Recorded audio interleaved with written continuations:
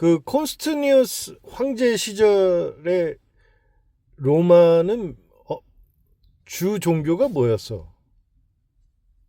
콘스탄티누스 황제 시절의 로마에서는 결국 기독교가 주종교로 자리 잡게 됐어요. 특히 콘스탄티누스가 밀라노 칙령을 통해 기독교를 공인하면서 로마 제국 내에서 기독교가 크게 확산되었고 결국 주요한 종교가 되었죠. 근데 그 무리 로마가 섬기던 그 태양신이 있지 않아? 맞아요. 그 태양신을 로마에서는 솔 인빅투스라고 불렀어요. 콘스탄티누스 황제 이전에는 이 태양신 숭배가 꽤 널리 퍼져 있었고 로마 제국의 중요한 종교 중 하나였죠. 그러니까 기독교를 국교화하면서 그 태양신을 섬기는 사람들하고 어떤 분쟁이 많았겠네. 그렇죠. 확실히 그런 갈등이 있었어요. 기독교가 공인되고 점차 국교화되는 과정에서 기존의 태양신을 비롯한 전통 로마 신들을 섬기던 사람들과의 긴장 관계나 마찰이 생기기도 했죠. 이런 종교적 전환기에는 아무래도 갈등이 뒤따르기 마련이었어요. 그러면 그 갈등을 무마하기 위해서 그들이 했던 건 뭔데? 그 갈등을 누그러뜨리기 위해서 콘스탄티누스나 그 이후의 로마 지도자들은 어느 정도 절충적인 접근을 했어요. 예를 들어 태양신 숭배의 어떤 상징적인 요소들을 기독교 전통에 조금 융합하거나 기독교 추들과 기존의 축제를 어느 정도 조화롭게 맞춰가는 식으로 사람들이 큰 충돌 없이 넘어갈 수 있도록 노력한 거죠. 결국 시간이 지나면서 점점 기독교가 더 우세해지고 갈등은 서서히 잦아들게 된 거예요. 그 태양신의 오리진은 어디야? 태양신 숭배 자체는 사실 로마 이전부터 여러 문화권에 있었는데 로마의 솔 인빅투스 같은 태양신 개념은 주로 시리아나 동방 지역의 해양신 숭배에서 영향을 받은 거예요. 그러니까 로마로 들어온 여러 동방 문화와 전통이 섞이면서 형성된 거라고 할 수 있죠. 그러니까 그 위를 타고 올라가면 그 니무롯의 그 안에 세리나무스가 등장하지 않아? 네.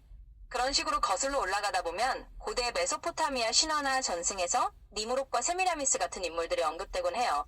물론 이게 역사적으로 정확히 일치하는지는 해석의 여지가 없지만 전반적으로 태양신 숭배나 고대 신화가 서로 영향을 주고받으면서 연결되는 부분들이 있다고 볼 수 있죠.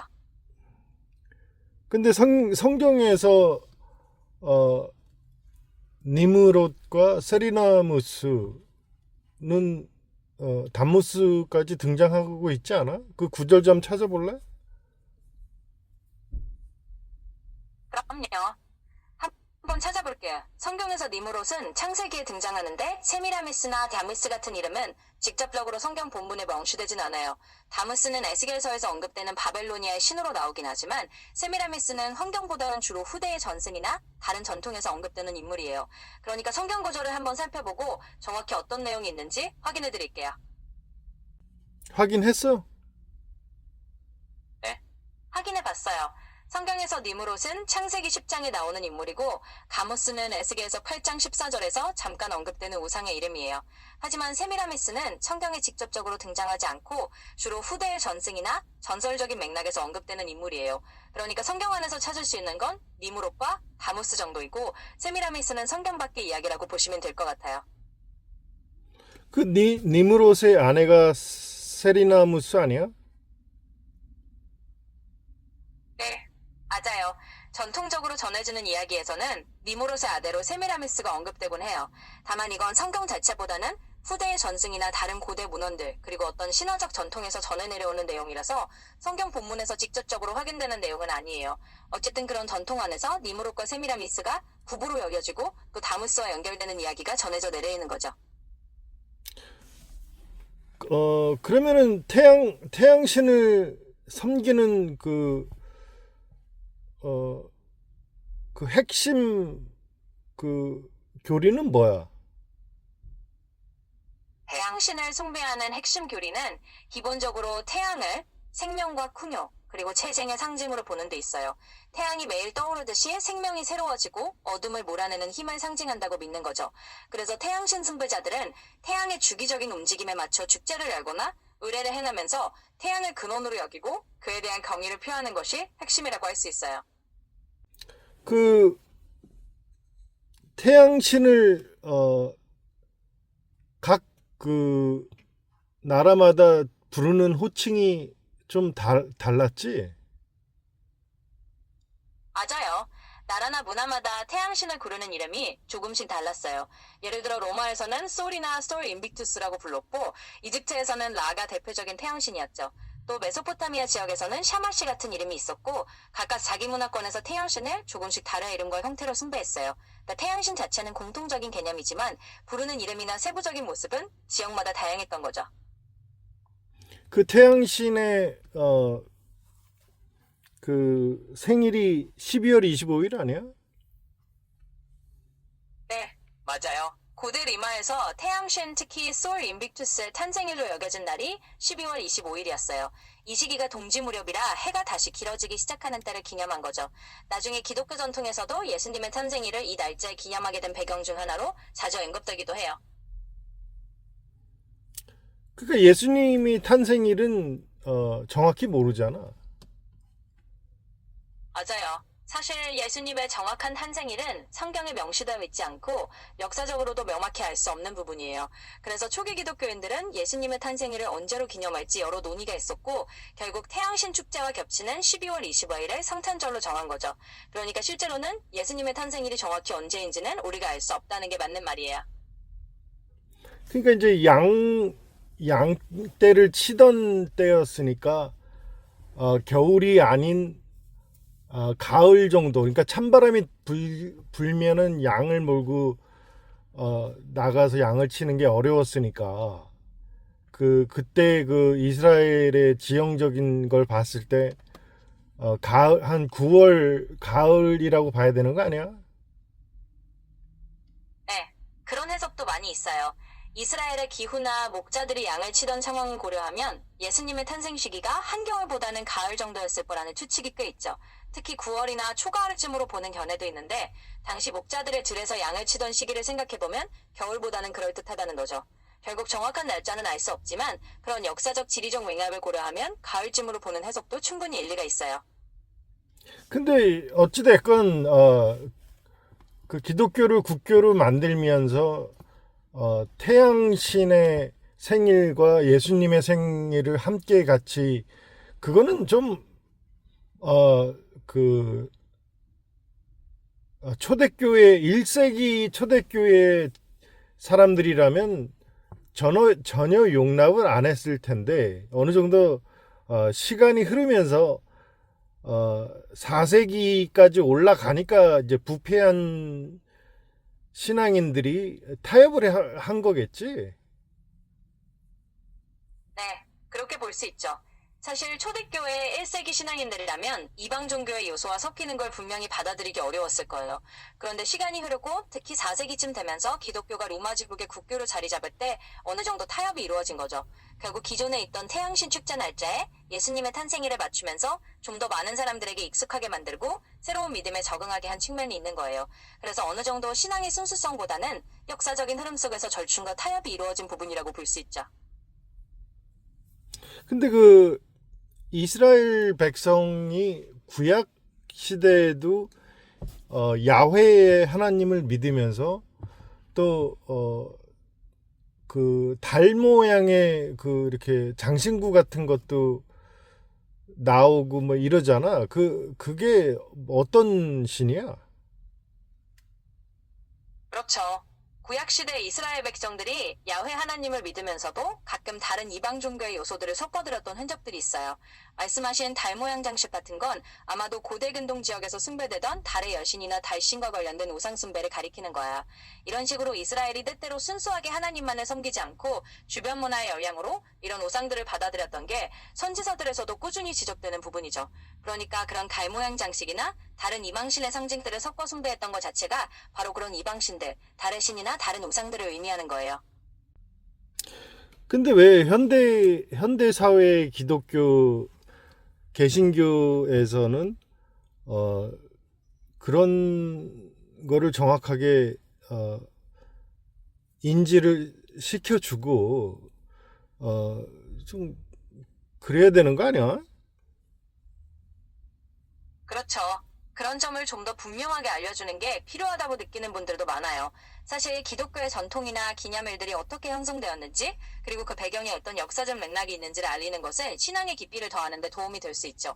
현대 기독교나 개신교에서도 그런 역사적 배경을 더 잘 가르치고 인지하게 하면 신자들이 자기 믿음을 더 잘 이해하는 데 분명 도움이 될 거예요. 근데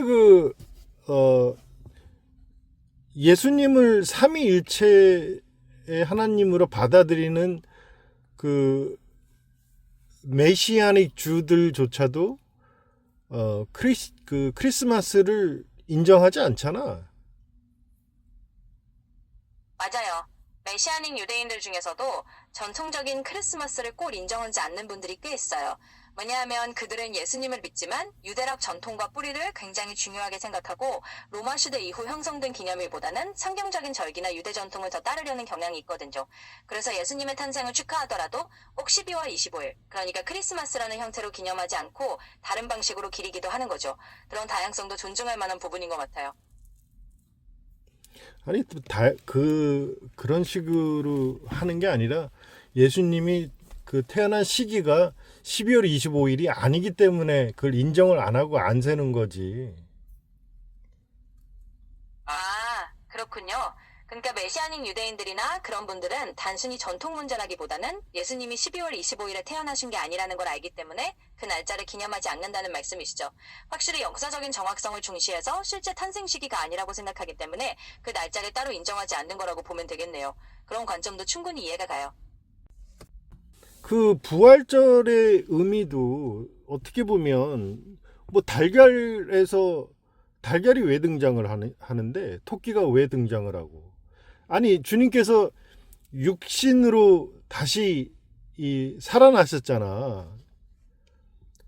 근데 그 달걀하고 토끼가 왜 나오냐고 거기서. 그러게 궁금하실 수 있죠. 사실 부활절에 달걀이나 토끼가 등장하는 건 기독교 초기의 순수한 부활 신앙 자체보다는 나중에 유럽 지역의 본만의 풍습이나 이교도 전통이 섞여서 생긴 상징이에요. 달걀은 새 생명과 부활을 상징하는 의미로 토끼는 다산과 봄의 상징으로 들어온 거죠. 결국 예수님의 부활과 직접적인 관련보다는 시간이 지나면서 부활절이 봄철 축제와 결합되면서 그런 상징들이 함께 쓰이게 된 거예요. 근데 그 의도가 좋은 의도는 아닌 것 같은데. 맞아요. 사실 그런 요소들이 딱 어떤 의도에서 시작됐다기보다는 여러 문화가 섞이면서 자연스럽게 들어온 거라고 볼 수 있어요. 그러니까 어떤 음모라던가 특별한 의도라기보다는 시간이 지나면서 여러 전통들이 부활절에 녹아든 거죠. 그래서 현대 기독교인들 입장에서는 꼭 달걀이나 토끼를 중요하게 생각하지 않아도 되고 본래의 부활의 의미에 집중하는 것도 충분히 자연스러운 접근이라고 할 수 있을 것 같아요. 그러니까 그런 조그만 것들이 자꾸 스며들면서 댐이 무너질 때 자그마한 구멍이 점점 커지면서 큰 구멍을 만들거든. 그러니까 이게 뭐 단순하게만 생각할 부분은 아니지. 왜냐면 그 최대 어떤 우리가 그렇게 축하하는 기일인데 그거를 좀 상당히 문제가 있는 거 아니야? 네. 말씀하신 대로 작은 요소들이 스며들면서 점점 본래 의미가 흐려지는 걸 걱정하시는 건 충분히 이해돼요. 특히 신앙적으로 중요한 기념일이라면 그런 부분을 가볍게 넘기기보다는 왜 이런 전통이 생겼는지 알고 본질을 다시 돌아보는 게 중요하겠죠. 결국 작은 부분이라도 하나씩 짚어보면서 신앙의 본질을 지키는 게 의미 있을 거라고 생각해요.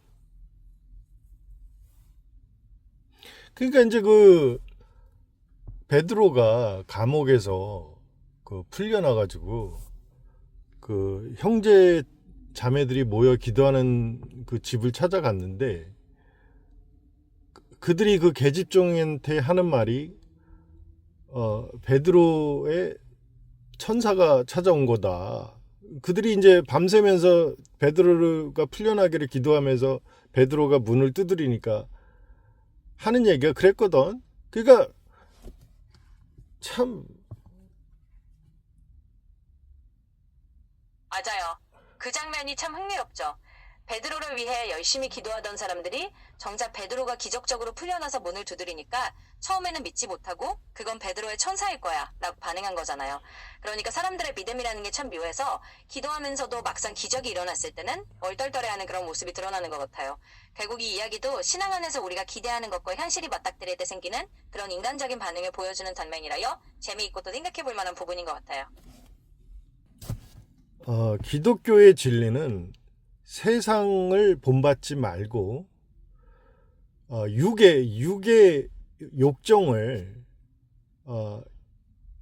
다스리는 것이 항상 가르침인데 자꾸 그렇게 뭐가 중요한지도 모르고 그냥 좋은 게 좋은 거다 이거는 사실 기독교 정신에서 굉장히 벗어나는 행동들 아니야? 네. 확실히 기독교의 근본적인 가르침은 세상을 본받지 않고 또 육적인 욕망을 다스리면서 살아가는 거라는 점에 많은 분들이 동의하실 거예요. 그래서 때로는 그냥 좋은 게 좋은 거지 하면서 본질을 놓치는 게 신앙의 정신에서 벗어나는 면이 있다는 지적도 충분히 의미가 있죠. 결국 중요한 건 본래의 가르침과 중심을 잃지 않고 신앙의 본질에 충실하는 거니까요. 그런 부분에 계속 생각해보는 게 중요한 것 같아요. 고마워. 맞아요. 결국 그 핵심을 잃지 않는 게 중요하죠. 이렇게 하나하나 돌아보면서 본질을 다시 생각해보는 것 자체가 신앙을 건강하게 지키는 길일 테니까요. 또 다른 궁금한 거나 이야기하고 싶은 주제 있으면 언제든 말씀하세요.